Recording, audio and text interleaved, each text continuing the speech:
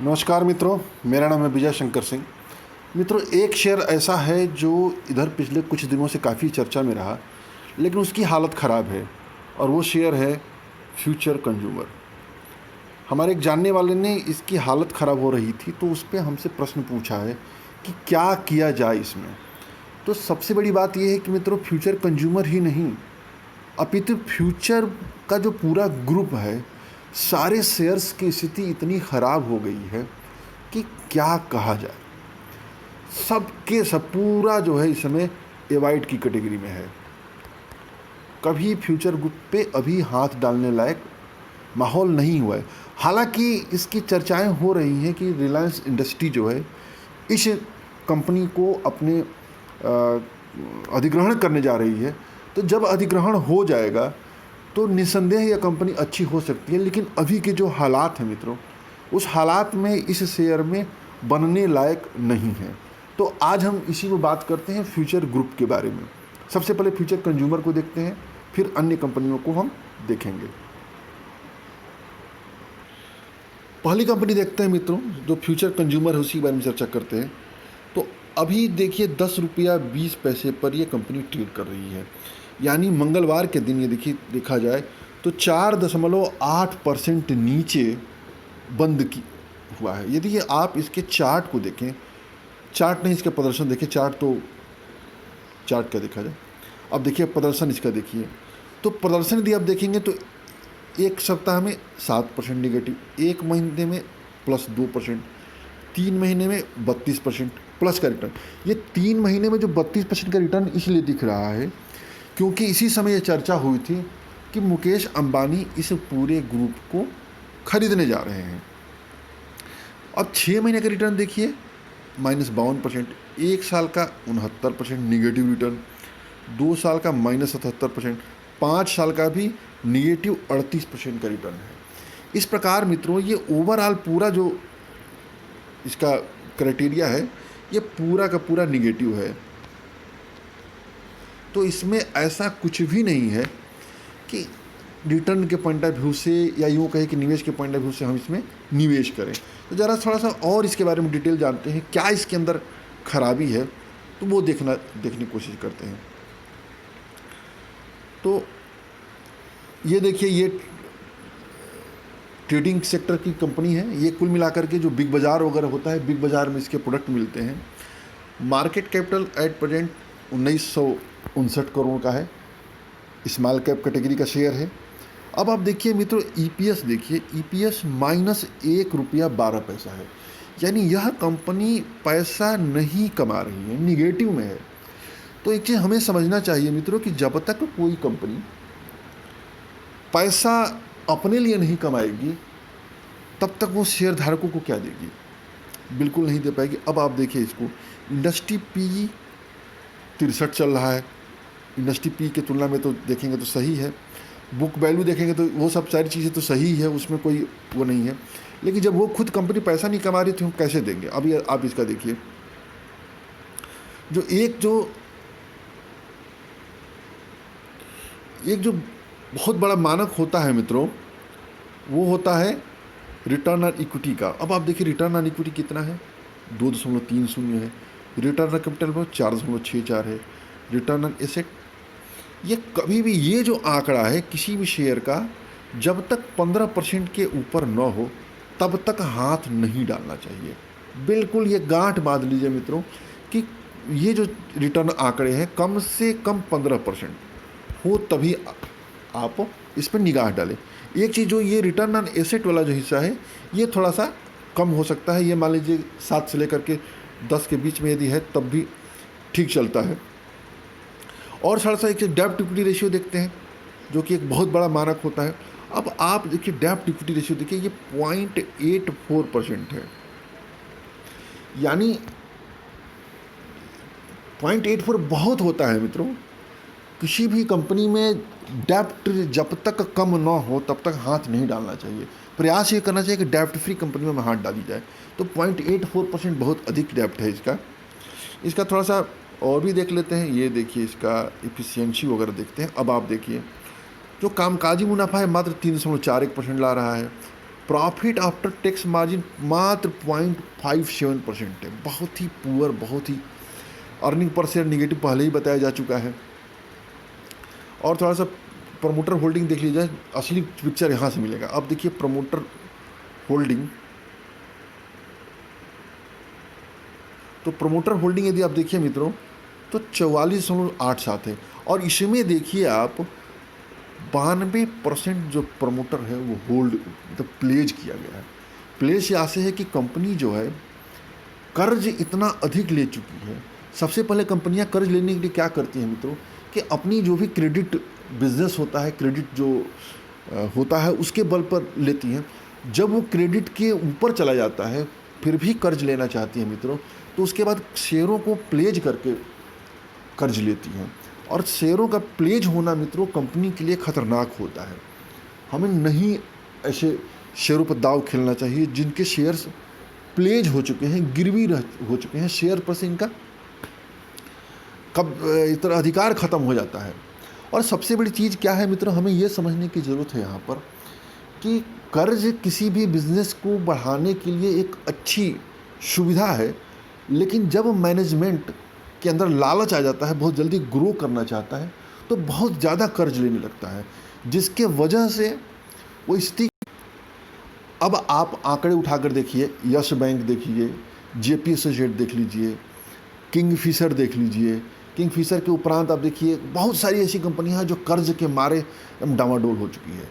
तो कर्ज उतना ही लेना चाहिए जितने का अच्छा हो, हमें उसको बिल्कुल समझना चाहिए। अब इसी ग्रुप के अन्य शेयरों पर चलते हैं।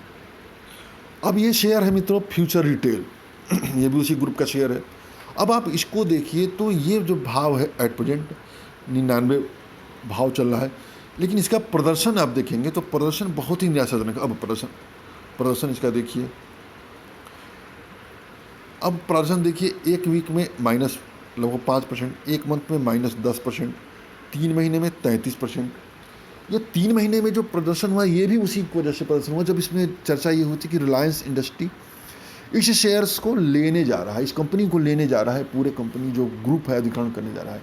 अधिग्रहण पे पूरी बातें फाइनल हो गई थी मित्रों, लेकिन जो फ्यूचर ग्रुप के हेड हैं किशोर बियानी, इनके ऊपर जो 2000 करोड़ का पर्सनल कर्जा था वो जो है कर्ज मामला आड़े आ गया, जिसकी वजह से ये सौदा नहीं हो पाया। उसके वजह से फिर शेयर गिरने लगा। अब 6 महीने में देखिए -72%, एक साल में -76%, 2 साल में -80%। तो इस कंपनी ने तनिक भी इन्वेस्टर्स को पैसा बना करके नहीं दिया है।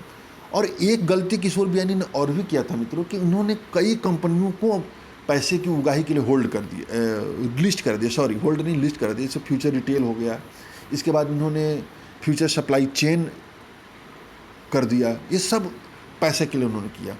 फंडामेंटल जरा सा हम इसका देख लेते हैं। इसका भी फंडामेंटल देखेंगे मित्रों तो ये जो है मार्केट कैपिटल 5400 देखिए, ये भी स्मॉल कैप कैटेगरी का है। ईपीएस पी, सबसे पहले हम इसका डेब्ट इक्विटी रेशियो देखेंगे तब हमको क्लियर पिक्चर निकल के आएगा। डेब्ट इक्विटी और प्रमोटर होल्डिंग कितना है देखिए, इसका तो सही है। Return equity, return capital employed लगभग ठीक ठाक है, रिटर्न एसेट ठीक ठाक लगभग ठीक ठाक है। लेकिन यदि आप डेब्ट इक्विटी रेशियो हो जाए तो देखिए डेब्ट इक्विटी रेशियो ये भी जो है 0.69% है, ये भी थोड़ा सा ज़्यादा है, लेकिन हालांकि उतना ज़्यादा नहीं है। लेकिन अब इसको जरा हम चलते हैं शेयर होल्डिंग पैटर्न पर। तो शेयर होल्डिंग पैटर्न देखिए, एक तो प्रमोटर की होल्डिंग 1.41% है, यानी ये भी कम है थोड़ा सा। 50% के ऊपर शेयर होल्डिंग होना चाहिए तभी हम शेयर में हाथ डालें। और सबसे बड़ी चीज़ क्या है ये देखिए, इसमें भी इन्होंने 74.90 शेयर प्लेज कर रखा है, यानी यह भी नाक के ऊपर कर्जा पहुंच चुका है। अब इसी ग्रुप की दूसरी कंपनी पर चलते हैं। एक और इसी ग्रुप की दूसरी कंपनी है मित्रों फ्यूचर लाइफ स्टाइल। ये देखिए 118 पर ट्रेड कर रहा है। और इसका ज़रा रिटर्न देखिए, पीछे का प्रदर्शन देखिए, तो पीछे का प्रदर्शन ये भी देखिए उसी तरह से है।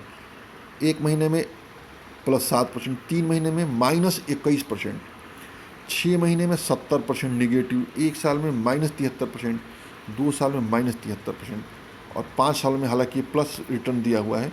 और थोड़ा सा इसके हम बारे में देखते हैं, फंडामेंटल देखेंगे तभी इसका क्लियर पिक्चर निकल के आएगा क्या स्थिति है। अब आप देखिए मार्केट कैपिटल तो बहुत ही कम है, मात्र 2379 है, यानी स्मॉल कैप कैटेगरी का शेयर है। देखिए ईपीएस इसका भी निगेटिव है, -2.63 है। यानी जो कंपनी खुद पैसा नहीं कमा रही है, वो कंपनी कहाँ से किसी को पैसा बना के देगी? कभी नहीं देगी। ये बहुत ज़रूरी है किसी भी कंपनी के निवेश में मित्रों। फंडामेंटल विश्लेषण में ईपीएस बहुत मायने रखता है, earning per share.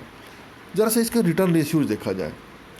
Return ratios देखेंगे तो ये रिटर्न ऑन इक्विटी 11.66 कोई खास ठीक है, सामान्य है। कैपिटल एम्प्लॉयड ठीक है। रिटर्न ऑन एसेट ये थोड़ा सा कम है, ये 15% के पास होना चाहिए, ये भी थोड़ा सा ज़्यादा होना चाहिए। थोड़ा डेब्ट इक्विटी रेशियो देखें, डेब्ट इक्विटी रेशियो से क्लियर देखिए। डेब्ट इक्विटी 0.50% है, ये भी सामान्य है, कोई खास बात नहीं है।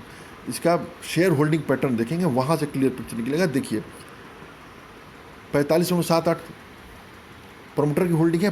होल्ड देखिए प्लेज कितना है, 99.78, यानी लगभग 100% जो शेयर हो चुका है ये गिरवी रख करके इन्होंने कर्ज लिया है। यानी कि ये भी स्थिति बहुत ख़राब हो चुका है। अब और अन्य कंपनी के बारे में, दूसरी अन्य कंपनी यानी तीसरी चौथी कंपनी है। चौथी कंपनी देखिए फ्यूचर सप्लाई। ये भी देखिए कल हालांकि बढ़ करके बंद हुआ था, 138 पर ट्रेड कर रहा है, लेकिन पीछे का इसका प्रदर्शन टेक्निकल देखिए। अब देखिए यहाँ से 3 महीने में +11%, 1 महीने में -16% का निगेटिव रिटर्न हो चुका है, 6 महीने में -70%, 1 साल में -72, 2 साल में -77, यानी पूरा का पूरा निगेटिव रिटर्न है। यार इसका भी सीधे फंडामेंटल पे चलते हैं। मार्केट कैपिटल देखिए, ये देखिए मार्केट कैपिटल मात्र 612 करोड़ है, अर्थात शुद्ध रूप से स्मॉल कैप की कंपनी है। देखिए इसका भी अर्निंग पर शेयर 1.31 यानी ₹1.31 निगेटिव है, कुछ भी कमा नहीं रही है। इसका रिटर्न रेशियो देखते हैं और डेब्ट इक्विटी ROE देखें तो 12.53 है, सामान्य है। कैपिटल एम्प्लॉयड 12.80 है, सामान्य है। रिटर्न ऑन एसेट ये भी सामान्य है। लेकिन डेब्ट इक्विटी रेशियो ज़रा देखते हैं, डेब्ट इक्विटी रेशियो भी सामान्य है, कोई बड़ी वो नहीं है। यहाँ असली इसकी जो दुर्दशा पता चलेगी वो प्रमोटर होल्डिंग से पता चलेगी। ये देखिए यहाँ से प्रमोटर होल्डिंग कितना है, 47.89 है, ठीक है। लेकिन जब इसका प्लेज देखेंगे तो ये देखिए 97.62, यानी कि ये भी देखा जाए तो 100% लगभग जो शेयर हो चुका है प्लेज हो चुका है। यानी इन शेयरों को कंपनी ने गिरवी रख रखा है।